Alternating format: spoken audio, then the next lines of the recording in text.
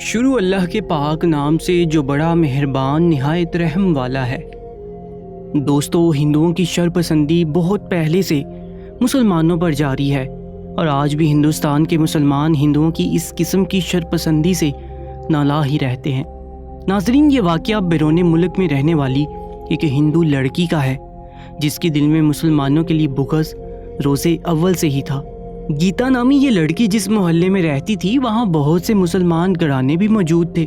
صبح صبح جب وہ اپنی پوجا پاٹ میں مصروف ہوتی، ہاتھ میں گھنٹی پکڑے شیو بھگوان کی مورتی کے سامنے اپنا بھجن شروع کرتی، برابر والے گھر سے ایک مسلمان نوجوان کی تلاوت کلام پاک اس کے کانوں میں سنائی دینے لگتی۔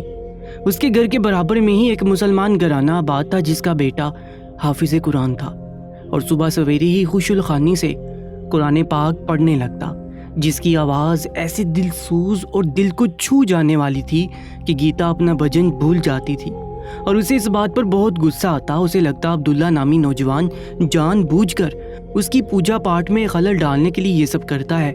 اسے اس عبداللہ نامی نوجوان سے خدا واسطے کا بیر سا ہو گیا تھا۔ وہ ہر وقت اسی کوشش میں رہتی کہ کسی طرح اس نوجوان کو ایذا دے کر خود کو تسکین پہنچا سکے۔ ایک بار اسے ایسا موقع مل ہی گیا۔ اصل میں جس کالج میں گیتا پڑھتی تھی اسی میں عبداللہ بھی پڑھتا تھا۔ ایک بار ان کا استاد انہیں مادی چیزوں کے بارے میں بتا رہا تھا۔ جو چیز نظر آتی ہے اس کا وجود ہے، بس وہی اصل میں ہوتی ہے۔ اس بات پر گیتا فوراً سے کھڑی ہو گئی اور کہنے لگی، سر ہم سب لوگ ان سائنسی باتوں کو سمجھتے ہیں اور یہ مسلمان تو بڑے انوکھے سے ہیں، اس خدا کو مانتے ہیں جنہیں کبھی دیکھا نہیں، جو نظر ہی نہیں آتا، جس کا کوئی وجود سرے سے ہے ہی نہیں، نہ اس کی کوئی امیجنیشن ہے، ان کے رب کا کوئی تصور ہی نہیں۔ اس کی بات پر عبداللہ کے ماتھے پر تیوری چڑھ گئی لیکن وہ چپ ہی رہا، لیکن گیتا نے اس کی چپ کو اس کی کمزوری سمجھ لیا اور کہنے لگی کہ سر، جیسے ہمارے شیو بھگوان اور کالی ماتا کا ایک تصور ہمارے ذہنوں میں ہے، اسی کے مطابق مورتیوں کو تراشتے ہیں، لیکن ان کے رب کا تو کوئی تصوراتی حجم ہی نہیں ہے۔ یہ کہتے ہیں ان کا اللہ سمیع ہے، مطلب سننے والا ہے، تو پھر اس کے کان کیوں نہیں بناتے؟ یہ کہتے ہیں ان کا اللہ بصیر ہے، تو کیوں اس کی آنکھوں کو سامنے نہیں لاتے؟ جب ان کے رب کی آنکھیں ہیں، کان ہیں، تو پھر یہ لوگ یہ کیوں کہتے ہیں کہ ہمارا رب نور ہے؟ نور مطلب ایک سفید سی روشنی جس کے نہ تو کان ہوتے ہیں نہ آنکھیں۔ یہ کہہ کر وہ ہنسنے لگی، کہنے لگی جن ناموں سے یہ اپنے رب کو پکارتے ہیں وہ تو خود ان کے رب کی نفی کرتا ہے۔ جیسے کہ سر آپ کی جیب میں ایک پین موجود ہے، مطلب کہ وہ ہے، اسی طرح آپ کے ہاتھ میں چاک ہے تو اس کا مطلب وہ ہے۔ ہماری شیو بھگوان کی مورتی ہے اس لیے ہمارا بھگوان ہے، ان کے رب کا تو کوئی وجود ہی نہیں، اس کا مطلب وہ ہے ہی نہیں۔ گیتا کی بات پر عبداللہ کا ضبط جواب دے گیا تھا۔ وہ برجستہ بولا کہ میرا اللہ ہر جگہ موجود ہے۔ اس بات پر وہ کہنے لگی تو پھر ثابت کرو کہ تمہارا رب ہے۔ اس کی بات سن کر عبداللہ اپنی سیٹ سے اٹھا اور گیتا کے سامنے جا کر کھڑا ہو گیا اور ایک زوردار تھپڑ گیتا کے منہ پر مارا۔ سر سمیت سبھی شاگرد عبداللہ کی طرف بڑی حیرت سے دیکھنے لگی۔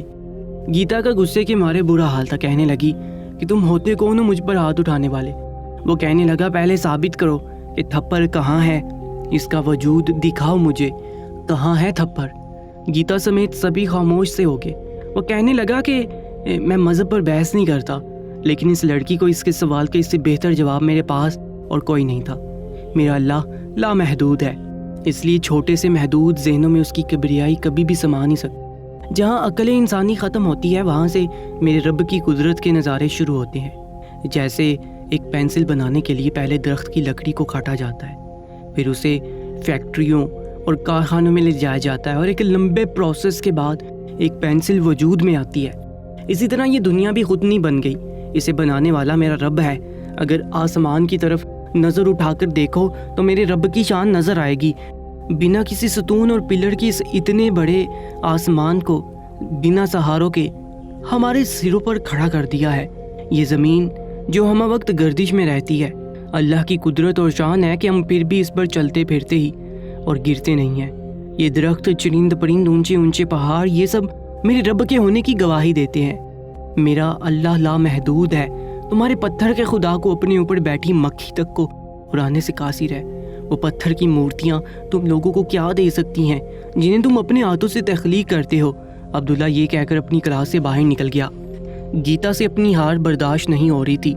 جو ذلت کا تمانچہ عبداللہ نے اس کے منہ پر مارا تھا، کیسے ممکن تھا کہ وہ اس سے اس بات کا بدلہ نہ لیتی؟ وہ سوچ چکی تھی کہ باتوں سے عبداللہ کو زیر نہیں کر سکتی، اس لیے دوسرے حربوں پر غور کرنے لگی۔ عبداللہ نماز وقت پر ادا کرتا تھا۔ ظہر کی نماز اس کے کالج کے لیکچر کے دوران ہی ہوتی تھی اور وہ اپنی کلاس چھوڑ کر نماز کی ادائیگی کے لیے چلا جاتا تھا۔ جس کمرے میں وہ نماز پڑھتا تھا وہ ایک کلاس روم ہی تھا، لیکن زیر استعمال نہ تھا۔ وہاں کوئی بھی کلاس نہیں ہوتی تھی اور وہ کلاس کالج کے پچھلے حصے میں بنی ہوئی تھی۔ وہاں کم ہی اسٹوڈنٹس کا آنا جانا تھا۔ اکثر مسلمان لڑکے ہی نماز وہاں پڑھنے جاتے تھے، چونکہ عبداللہ صوم و صلات کا پابند تھا، اس لیے ہر روز وہاں نماز پڑھنے جاتا تھا۔ گیتا جانتی تھی عبداللہ روز اس کمرے میں نماز کی ادائیگی کے لیے جاتا ہے۔ جب یہ بات کچھ پرانی ہوگی تو تب یہ گھنونا کھیل گیتا نے کھیلا۔ جب عبداللہ نماز کے ارادے سے اس کمرے میں گیا تو گیتا نے بھی اپنی کلاس چھوڑ دی۔ وہ کچھ دیر بعد اس کمرے میں گئی جہاں عبداللہ نماز پڑھ رہا تھا۔ اس وقت وہ اکیلا ہی اس کمرے میں موجود تھا۔ گیتا اندر داخل ہوئی اور کمرہ بند کر دیا۔ عبداللہ اپنی نماز میں مشغول تھا جب گیتا اسے جائے نماز کے سامنے جا کر کھڑی ہوگی، لیکن عبداللہ اس قدر نماز میں منہمک تھا کہ اسے احساس تک نہ تھا کہ اس کے علاوہ بھی کوئی کمرے میں موجود ہو۔ جب گیتا کا یہ حربہ بھی کام نہ آیا تو جیسے عبداللہ نے سلام پھیرا، گیتا زبردستی اس کے قریب جانے کی کوشش کرنے لگی، اپنا دوپٹہ بھی اتار کر دور پھینک دیا۔ عبداللہ اس کی اس حرکت پر بوکھلا سا گیا تھا۔ وہ چاہتی تھی کہ عبداللہ اس کے ساتھ گناہ کرے تاکہ وہ یہ ثابت کر سکے کہ یہ نوجوان اپنی پارسائی کے جھوٹے دعوے کرتا ہے، لیکن عبداللہ اسے خود سے دور دھکیل رہا تھا۔ جب وہ اس میں بھی کامیاب نہ ہوئی تو اپنے لباس کو جگہ جگہ سے پھاڑنے لگی اور چلانے لگی۔ شور کی آواز پر وہاں بہت ٹیچرز اور اسٹوڈنٹس اکٹھے ہو گئے۔ کمرے کے دروازے کو گیتا نے لاک کر رکھا تھا۔ پہلے دروازہ کھڑکنے لگا۔ عبداللہ اپنا آپ گیتا سے چھڑوا رہا تھا، لیکن وہ اسے چھوڑ نہیں رہی تھی۔ باہر کا دروازہ اب دھکے سے کھلا تھا۔ عین اسی وقت گیتا روتے ہوئے دروازے کے پاس پہنچ گئی، کہنے لگی کہ عبداللہ نے اس کے ساتھ گناہ کیا ہے، اسے دھوکے سے یہاں بلایا ہے کہ سر اسے اس کمرے میں بلا رہے ہیں، اور پھر دروازہ بند کر کے اس کی عزت پامال کر دی۔ وہ روتے ہوئے جھوٹ بول رہی تھی۔ عبداللہ نے کہا کہ یہ جھوٹ بول رہی ہے، وہ نماز پڑھنے میں مشغول تھا جب گیتا نے یہ سب ڈرامہ شروع کر دیا، لیکن کسی نے بھی عبداللہ کی بات کا یقین نہیں کیا اور اسے بدنام کر کے کالج سے نکال دیا۔ اس کی بدنامی گیتا نے محلے میں بھی کر دی تھی۔ سبھی عبداللہ کو برا بھلا کہنے لگے۔ مجبوراً عبداللہ کو محلہ بھی چھوڑنا پڑا اور وہ وہاں سے چلا گیا۔ گیتا سے بھی کچھ نہیں کہا۔ ابھی اس واقعے کو چند دن ہی گزرے تھے کہ ایک صبح جب گیتا سو کر اٹھی تو اپنے ہاتھ پاؤں دیکھ کر چلانے لگی۔ وہ ایک بندر کے روپ میں بیٹھی تھی، اس کے چہرے اور بازوؤں پر بدنما داغ سے تھے۔ جب اس کے چلانے کی آواز سن کر جب اس کے والدین کمرے میں آئے تو اسے دیکھ کر ایک احرام سا مچ گیا تھا۔ سب لوگوں کا یہی کہنا تھا کہ گیتا نے ایک سچے اور نیک مسلمان لڑکے پر جھوٹا الزام لگایا، اس لیے اس کے ساتھ یہ ہوا ہے۔ گیتا کو بھی یہ بات معلوم ہوگی، جو جھوٹی بدنامی اس نے اس لڑکے کی ہے یہ اسی کا انجام ہے۔ اسے اللہ کے ہونے کا یقین بھی آ گیا تھا کہ وہ اپنے محبوب بندے کے ساتھ ظلم کرنے والوں کا یہ حشر کر سکتا ہے، تو پھر اپنے ساتھ کی گئی بد کلامی کی کیا سزا دے سکتا ہے۔ اللہ اکبر۔ دوستو، اس ویڈیو کو اپنے دوستوں کے ساتھ بھی ضرور شیئر کیجیے گا۔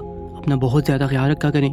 اللہ تعالیٰ ہم سب کو راہ مستقیم پر چلنے کی توفیق عطا فرمائے۔ آمین ضرور لکھیے گا۔